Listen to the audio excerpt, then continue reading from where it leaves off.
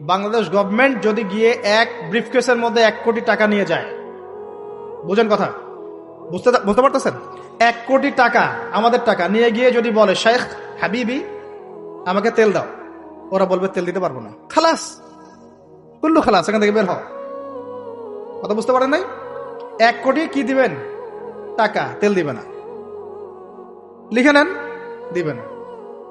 কিন্তু সেই 1 কোটি টাকাকে যদি আপনি ডলারে কনভার্ট করেন, ওটাকে ডলার দিয়ে কনভার্ট করেন, করে যদি বলেন হাবিবি তেল, তখন বলবে যে আসো তাআলিলাহি, তেল নিয়ে যাও, খালাস, কুল্লু খালাস।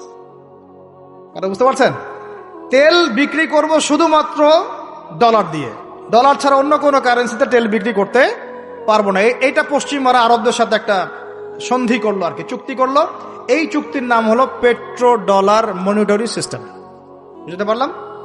Petro dollar monetary system. এর বদৌলতে আরবের মরুভূমি হয়ে গেল এখন একদম অট্টালিকার প্রাসাদ। বোঝা যায়? মরুভূমিগুলো হয়ে গেল কি অট্টালিকার প্রাসাদ, আর বাকি পুরো মুসলিম উম্মার উপর দেখেন কি দুরবস্থা নেমে আসছে।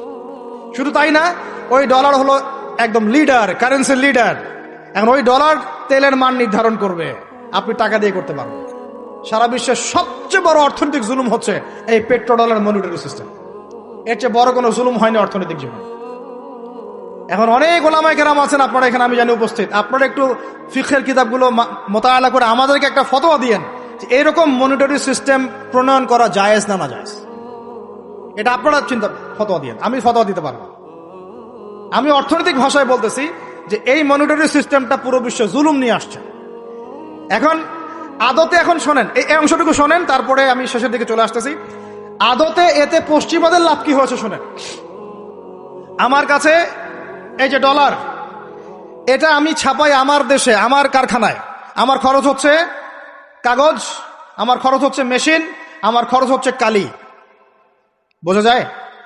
বোঝা যাচ্ছে? আচ্ছা, এখন সেটা আমি বানালাম, ছাপালাম, গিয়ে আমি আরবকে দিলাম, তেল দাও।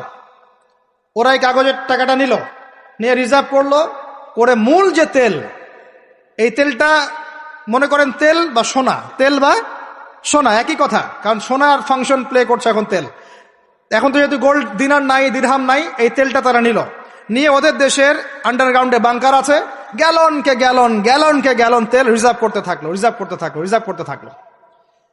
এমন ভাবে রিজার্ভ করতে থাকলো যে বিগত আগামী 30 বছর যদি বিশ্বে কোনো তেল নাও থাকে, ওরা চলতে পারবে, প্লেন উড়াইতে পারবে। ওদের মিলস বন্ধ হবে না, ফ্যাক্টরি বন্ধ হবে না, ওদের ইন্টারনেট সেকশন বন্ধ হবে না, বিদ্যুৎ বন্ধ হবে না, ওদের কোনো কিছুই বন্ধ হবে না, কোনো প্রযুক্তি বন্ধ হবে না। এত তেল তারা এখন রিজার্ভ করলো কি দিয়ে? ওর দেশে ছাপানো বিনামূল্যের ডলার দিয়ে। এবং সেই ডলারটা আমরা নিলাম, নিয়ে আমরা মাশাআল্লাহ অট্টালিকা নির্মাণ করলাম, আর মনে করলাম যে মাশাআল্লাহ আমি তো খুব ধনী হয়ে গেলাম, সমৃদ্ধি অর্জন করলাম। আদতে এখানে পশ্চিমাদের সবই লাভ। আমরা বলি না জালাও তাই কদু, আমরা বলি আম গেল সালাও গেল, তাই না?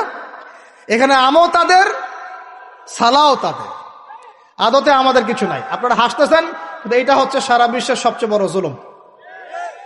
এখন আমরা তো থার্ড ওয়ার্ল্ডের কান্ট্রি, এটা হচ্ছে যারা বড় বড় ধনী রাষ্ট্র, ওদের অবস্থা হচ্ছে এই।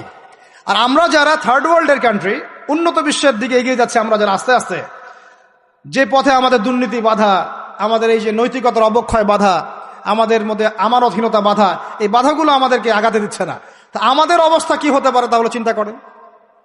এখন আমরা এই জায়গায় আছি, এই জায়গায় বসে বসে আপনি মনে করছেন যে আপনি মাশাআল্লাহ খুব পাক্কা মুসল্লি, হালাল খাচ্ছেন, নামাজ পড়তেছেন, তাহাজ্জুদ গোজার, জান্নাত কিনে নিয়েছেন মাশাআল্লাহ। অথচ আপনার অর্থনীতি সুদভিত্তিক, এবং এই সুদভিত্তিক অর্থনীতির আন্ডারে থেকে কোনো বেসরকারি ব্যাংক পর্যন্ত 100% সুদমুক্ত সিস্টেম দিতে পারবে না। ফুল স্টপ, খালাস। আর এর উপরে আবার আছে ঘুষ, তার উপরে আবার আছে দুর্নীতি, তার উপরে আপনারা আবার মাপে কম দিচ্ছেন, তার উপরে আবার পণ্য মজুত করছেন, মার্কেটে ইচ্ছাকৃতভাবে প্রাইস বাড়ায় দিচ্ছেন, এই কাজগুলো করছেন। আমি শিক্ষিত একটা সমাজ পেয়েছি বলে কথাগুলো এভাবে মাহফিলে বললাম। এগুলো মাহফিলে কিন্তু আলোচনা হয় না। এগুলো কি মাহফিল আলোচনা হয়? আমরা বিশ্বাস করি গাজীপুরের শহরের মানুষ, সব ঢাকার মানুষ, আপনারা সব বুঝেন, ইন্টেলেকচুয়াল অডিয়েন্স আছেন এখানে। এই কথাগুলো খোলামেলা বলার কারণেই ওদের দ্বারা পালিত কিছু তথাকথিত শায়েখ আমার উপর খুব ক্ষিপ্ত। এর আকীদা ঠিক নাই, এর মানহাজ ঠিক নাই, লেকচার শোনা যাবে না, ইত্যাদি ইত্যাদি। ঠিক আছে, আমারটা শোনার দরকার নাই, তোমাকে শুনতে কে বলছে? তোমার শোনার ইচ্ছা করে না, তুমি শুনিও না। যাদের শোনার ইচ্ছা তারা শুনবে ইনশাল্লাহ। আর তোমার মতো কিছু মুনাফিক না শুনলে আমার কিছু যায়ও আসে না। ইনশাল্লাহ মুমিনরা যারা, তারা শুনবে, বুঝবে, ইনশাল্লাহ ওরাই প্রজন্ম করবে ইনশাল্লাহ। আর আমাদের ভুল হতে পারে, ভুল হলে সেটা ওলামায়ে কেরাম সংশোধন করবেন। ওলামায়ে কেরাম যদি আমাদেরকে বলেন এটা ভুল হয়েছে, অবশ্যই মাথা পেতে নেব ইনশাল্লাহ। আমরা আলেম ওলামার বাইরে নয়, ওলামায়ে মুহাক্কিকের বাইরে নয়।